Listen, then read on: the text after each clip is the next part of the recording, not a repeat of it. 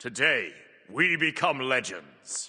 Hey, my name's Inter, and welcome back to the channel for the OB6 update notes that just dropped. Of course, we've seen a decent amount of what is already coming in this patch from earlier Titan talks, like earlier this week and stuff. We've seen Merlin, we've seen some of the conquest changes, but there's more stuff in these update notes, like balance and things like that, to go over. So I thought we'd do a video updating you on the full patch notes. Of course, this patch is going to be going live on Monday, and yeah, there's a ton of stuff in it, so let's just jump right in. So first up, of course, Merlin is coming with the OB6 update. He's a ported god from Smite 1. He's going to be mostly the same as Smite 1. He didn't get any too major changes. The main thing that he got as a +1 is that on his blink, he now gets an additional effect depending on the stance that he was in. If you were in arcane stance, you heal 30% of the damage taken within the last 4 seconds. If you were in fire stance for a short duration, your basic attacks apply the radiate debuff, which is the damage over time that used to be applied on Merlin's 1 in Smite 1. And in ice stance, all of your ability cooldowns are reduced by 5 seconds, and I believe this doesn't affect the blink itself, I think. And one other small little +1 that Merlin got for his base kit is that in the middle of your fire stance 2, you will apply the radiate burn on that as well. So not just on your 1, your 2 will also apply it, but only in the center hitbox of your fire stance 2. And of course, your basic attacks will apply it if you blinked in fire stance. So yeah, not too much crazy for Merlin's base kit, which I think is fine. You know, he was already a very well-designed, pretty complete god, in my opinion. Just gets a couple of little extra things. But he's also going to be launching, not launching, actually, 1 week into the patch, his aspect is going to be dropping. This is going to be on March 28th. And this is probably the craziest, most silly aspect we've ever had in the game. Elemental Mastery has a reduced cooldown, and each time it is used, a random stance is selected with 2 random primary abilities. You will always still have Flicker, the third ability, and using the ultimate provides an intelligence buff for a short duration. And so yeah, basically how this works is your 1 and 2 from all 3 stances, it just picks those at random. So you could have like Arcane Stance 2 and Fire Stance 2, or you could have Ice Stance 1 and Fire Stance 1, or you could have like Ice Stance 2 and Void Stance 1, or whatever. It seems like it is going to be absolute pandemonium, as the aspect is named, but yeah, that's not going to be dropping with Merlin in this patch. It's going to be dropping 1 week later. Moving on to skins and cosmetics though. First up, we have Stumbleblaze Susano, which is available in the Blade Chest or direct purchase. Obviously, I believe it's going to be 2,400 diamonds. And this is debuting the new Prism system, which is basically kind of like a better version of Color Forge from Smite 1. It's like you can change the color scheming and like texture and stuff like that on the skin to have multiple different versions of it. You will have to buy prisms individually though. These are going to be available only for 100% diamonds. You actually can't use legacy gems on prisms. You can on the base skin itself. You can pay for half of the base skin with legacy gems, but the prisms specifically have to be 100% diamonds. There'll be more details on the general system below, but yeah, it's going to be amethyst, copper, and crimson as prisms for this skin, and that's going to be what the base skin looks like. It's one of the 2 like cell shaded skins. Classic skins this update: Base Cannon Neath and Heaven's Ray Zeus are going to be coming. 100% legacy gems if you have them, obviously, and some cross-gen skins as well: Cyberclaw Wheelix, High Honor Milan, and Dawn Spirit Yavoja. It seems like one of the like movement adjustments that they've been talking about in the background is actually going to be dropping in this update. They said they've been working on a bunch of stuff in the background in regards to the general movement feel of the game, and it seems like one of those changes has made it into this update. So the deceleration when changing directions has been adjusted. Gods are now able to more rapidly change their velocity when changing directions suddenly, so this will help with like strafing and like back and forward and that kind of stuff. So yeah, we'll see how it feels when the update launches. This has been on PTS for a little while, I think. Ranked and matchmaking: there is a new pre-match team balancer system implemented. Makes up to 3 players swap after finding a lobby to build the most balanced teams. Due to this addition, the base matchmaking system was less needed in the act of finding balanced teams, freeing up those resources to optimize for faster wait times and closer lobbies. In Rank Conquest, these changes resulted in approximately 80% reduction in the average SR difference between teams from about 100 to 20. Approximately 20% reduction in the average SR range of a match from 1500 to 1200. That definitely still needs work though. 25% reduction in wait time as well. NA peak time 6 p.m. to 2 a.m. EST from 2:45 to 2 minutes 05. So yeah, just across the board, general improvements based on the data to overall matchmaking quality. But yeah, I will say this is still something they need to work on. Even an SR range of 1200 is absolutely massive. You know, someone at like 5k versus someone at like 3800 is going to be a massive difference. Worth noting that this tech was needed as a prerequisite for further development into other systems, such as new matchmaking logic for high SR lobbies, and those changes may also be implemented during the course of this patch. So we might get a couple of more matchmaking changes later on. Party SR limitations also: players over 2400 SR apart will no longer be able to party. Note that this value is preliminary and will be used to gauge further visions that potentially have different SR ranges established based on maximum SR of the party. So yeah, maybe at like lower levels you could queue with a larger range, or high levels you can queue with a larger range, or whatever. Players over 4400 SR, which is Master 3, will no longer be able to enter trio queues. So just straight up no trio queues above Master at any point. The party limitations though may not be live with the OB6 launch, but they will be expected to go live during the course of the patch. Moving on to some general changes though, prisms, as we talked about earlier, they're new alternate colors that can be unlocked for skins. They are unique to each skin that features them and recolor the base skin model and its VFX. Yeah, VFX is something I didn't mention before as well, like the new Stubbleblade Susano skin, it will change the color of the visual effects to like amethyst, copper, and crimson as well, which I think is really cool. And of course, you must own the base skin to unlock any prisms associated with it. That just makes sense. PC item shop filtering, you can now select multiple stats at the same time via a toggle box. This is really cool. So if you want to search for lifesteal and attack speed, or you want to search for intelligence and cooldown all at once, you can find like Chronos Pendant and Spear of Deso by doing that. Princess Barry, the Warding Gust, they've added pre-fire wind to the cone area as like a VFX update, and targeters have been updated for Susano, Anubis, and Artemis. God rolls, they have updated which gods show up in the role filters, which I think makes sense. There's a lot of kind of like oddities that they thought maybe would be viable in certain roles and really ended up not being, and it would probably confuse you players. Live rank conquest leaderboard updates will begin during this patch. This is good. They refreshed, I believe, every day prior to this. They're now going to refresh every 5 minutes, so it's going to be much more like Tracker GG leaderboards where you can just get like a real-time ranking of players. At first, this will only be live with player skill rating, with further information like win and losses, etc. to be added at a later time. For conquest, of course, they have done the buff camp updates that we saw earlier this week, which look really, really good in my opinion. So this is a new red buff, got like some skull theming, some like runes, and of course red lighting and stuff to let you know what spawns there. Purple, my favorite of them all, I think, with the like kind of totem pole, like tiki head kind of things, the decayed trees, the purple like almost reminds me of Arcade, a little bit of shimmer, looking really cool. And then blue buff as well, got the blue theming obviously, the toads,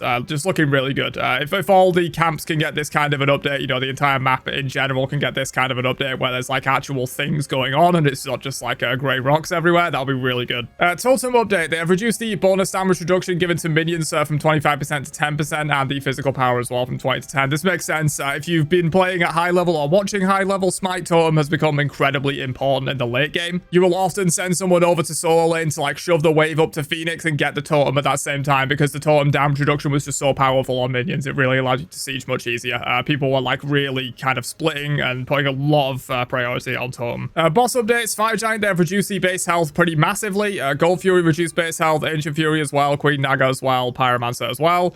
When slain, the Pyromancer will deal direct damage to the weakest enemy structure now in this update, so it deals 250 base damage plus 25 per minute. So yeah, a little bit like the beacon effect, you know, when you took the beacon in Smite 1, it did this effect basically. And that's going to be in addition to the Pyro Bomb. It doesn't seem like they're removing Pyro Bomb or anything, but it's just in addition. They have also reduced the First Blood gold reward from 200 to 75. Damn, dude. Not really a big fan of that change. I kind of like playing around First Bloods, dude. You know, it adds a little bit of tension to it and stuff. You know, if you trade but you got the First Blood, that's a W. Even if you like got the First Blood but you might miss some farm for it or something, it's usually worth. Not sure I love that change. I like First Bloods being valuable, but it is what it is. Moving into God Balance, Ares, they have increased the strength scaling on Shackles by 10%, so 30% if you hit all of the chains. D2, he now gains 10 up to 30 HP per second while the buff is active on himself. It doesn't apply to the aspect though. That's pretty nutty though. 30 HP per second is equivalent to 150 HP 5 from Smite 1. That's an absolutely massive amount of regen. Obviously, it's temporary, but I think this buff lasts like 6 seconds or something. So overall, it's going to heal you for 180 over that time. That's pretty substantial, you know, give him some more sustain in solo lane, or just more sustain in support, obviously, as well.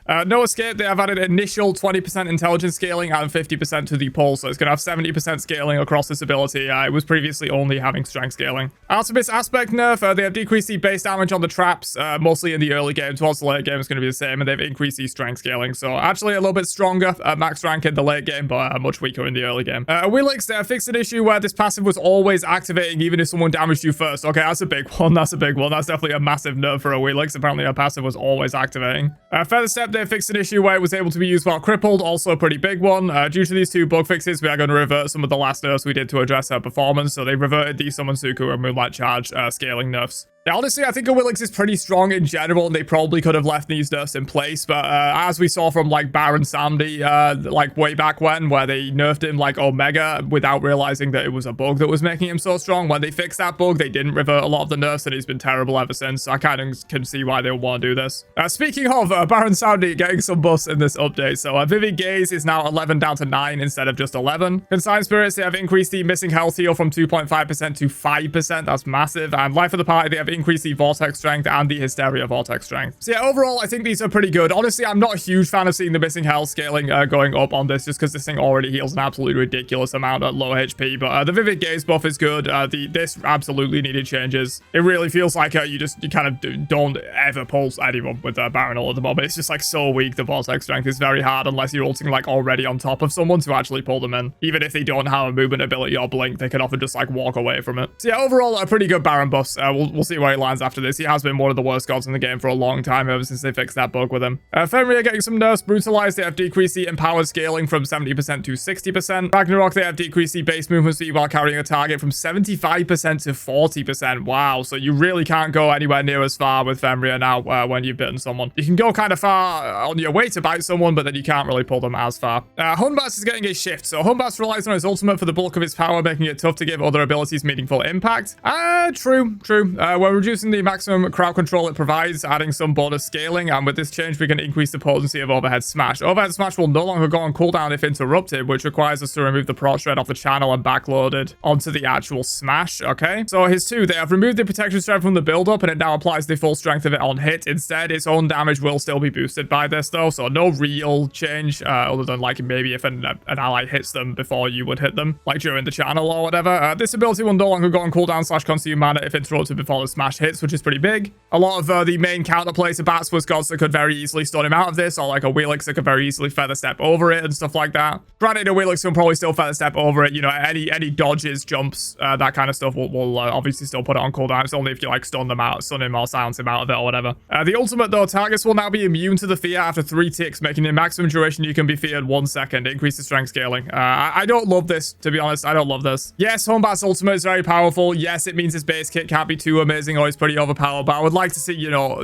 maybe just like a cooldown increase to it or an AoE reduction or something like that. I don't really love this like ham-fisted like hard cap on how much value you can get out of this ability, just because sometimes if you have actually good placement, you are rewarded with this ability. You know, if you can like force someone into a wall where they're just stuck in the fear the whole time, rather than like fearing them actually out of the radius, if you can get people close to the center, you get more value than just clipping them with the edge of it, whereas now you don't really need to worry about like where you place this particularly. If you can only fear them for 1 second anyway, it doesn't really matter if you place it wrong and clip them with the edges only. It doesn't matter if you try and put them up against the wall so that you can maximize that value.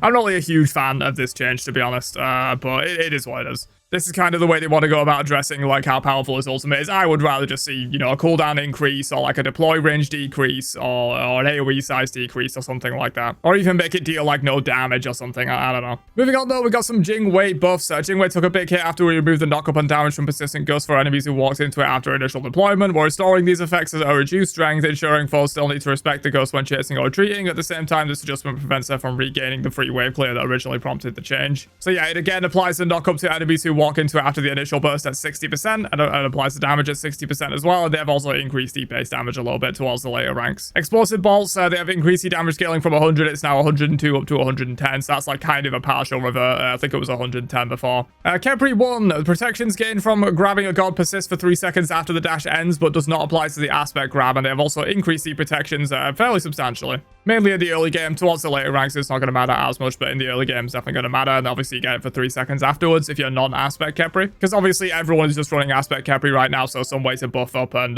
make regular Kepri a little bit more useful. Odin getting some buffs, one of the worst gods in the game, definitely needed some. They have adjusted the hit timing on his basic attacks. Thank God. This felt so terrible for so long, man. Hopefully, this feels better in this update. Lunge, they have decreased the cooldown from 16 to 12. It's now 14 to 12, so in the early game, you can have this up more. Obviously, you don't rank this ability first. You rank this ability last a lot of the time, so it's definitely going to be very relevant for the first like 15 minutes of the game or whatever. Goodyear's Smite, they have increased the pulse intelligence scaling from 50% to 60 and the projectile strength scaling from 60 to 75. So yeah, some pretty solid Odin buffs. You might need more than this, but we'll see where it kind of lands after this. Princess Barry nerfs. They have decreased the strength scaling from 130% to 115 and the intelligence by 15% as well. And this is on the 3, which makes sense. It was absolutely hitting ridiculously hard. You get hit by 2 Barry 3s in the early to mid game, you just kind of die. So yeah, good nerfs. We'll see if Barry needs more or anything like that. Maybe like an ultimate cooldown increase or something. Rama buff. The Astral Strike arrows now fired from Astral Strike have a 10% increased strength scaling. The Aspect already has 25% strength scaling on remain untouched, which I think makes sense. Generally, people are going Aspect Rama over non-Aspect Rama at the moment. Susano are getting some buffs.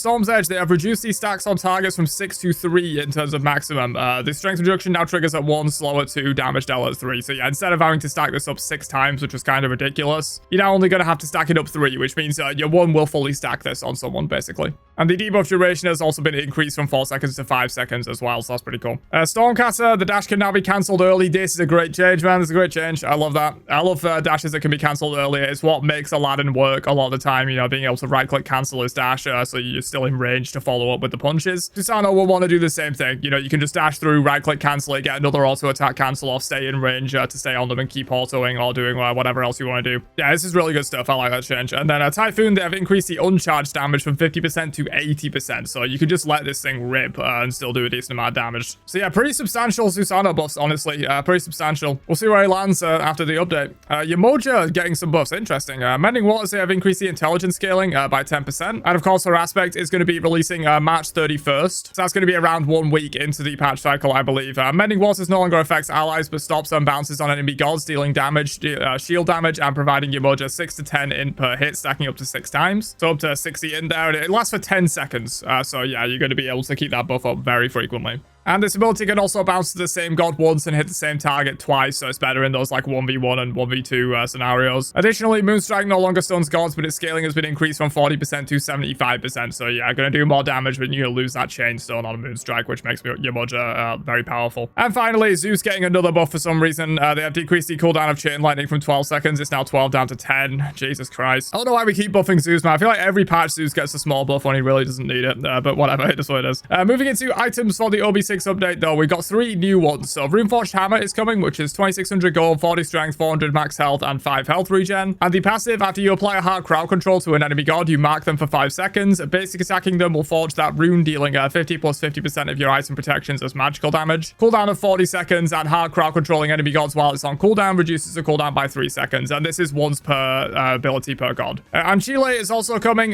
which is 2450 gold, 60 magical protection, 250 max health. A passive that you take 20% reduced basic attack damage just straight up, and taking basic attack damage reduces the item's active cooldown by 2 seconds. The active is your next ability that damages an enemy god will silence them for 1.5 seconds with a cooldown of 80. Vampiric Shroud and Bloodsoaked Shroud are also coming as the final new items of this update. So Vampiric Shroud, 650 gold, 20 intelligence, 75 max health. Passive, damaging an enemy with an ability heals 3 health and 4 mana once per target per ability. Healing additional, so it heals double if it was a god. Requires level 22 upgrade, obviously. Into Bloodsoaked Shroud, which is 2150 gold, 60 intelligence, 225 health. Damaging an enemy with an ability heals 1% health and mana once per target per ability. And once again, doubling if you were hitting gods with it. And for every kill you have this game, you increase the heal by 0.1%, which is kind of crazy. So if you're on 10 kills, it's going to be essentially healing double of what it would be if you had no kills. So yeah, pretty interesting. Bloodsoak returning to the game, you know, might be good for certain solo laners, maybe even a couple of mid laners. Bumba's Golden Dagger is getting some changes. So this no longer provides 50 mana, but now provides 10% attack speed. They've also increased the passive range. Bumba's Spear is getting a very similar treatment. No longer provides cooldown,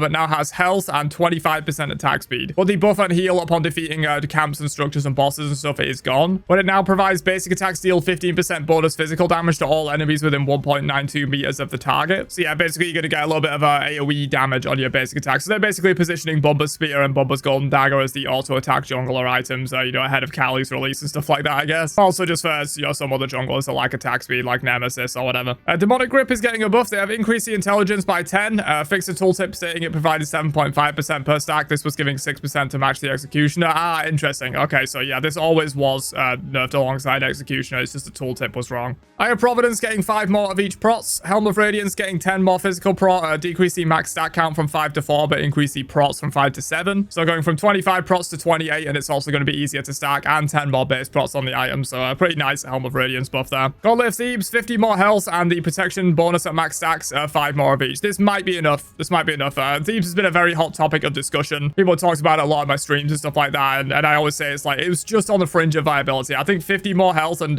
5 more of each protections might just be kind of good enough to where Thebes is maybe good now in terms of just efficient for the cost. We'll have to see though. You do forgo, you know, a lot of powerful active items that supports do like to go in the early game if you are going into Thebes, but I do think it's pretty efficient now.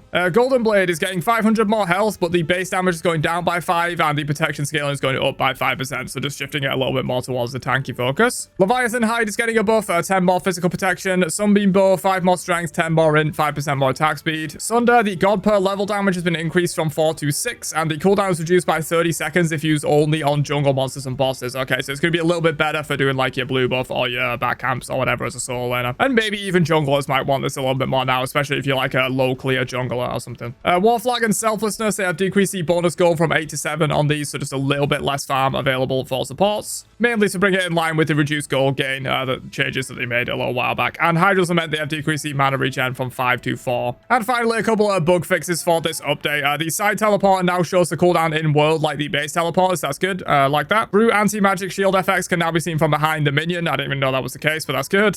Princess Barry's enhanced warding gust cone VFX will now play more consistently. And Jump Stamp lobby preview fix, hot sauce and heart candy no longer drop through the floor. Okay, cool. But yeah, there you go. That is the OB6 update in a nutshell. Some really cool changes coming in this update, in my opinion. We got the new conquest camps that look absolutely amazing. We've got Merlin coming, obviously, in his aspect a bit later. We got your Mudja aspect, bunch of balance changes, a bunch of other things like related to matchmaking and stuff. Just loads of general changes in this update. Let me know what you think down below, though, and I will catch you guys for another one later on. Have a great day, and peace out, you nerds.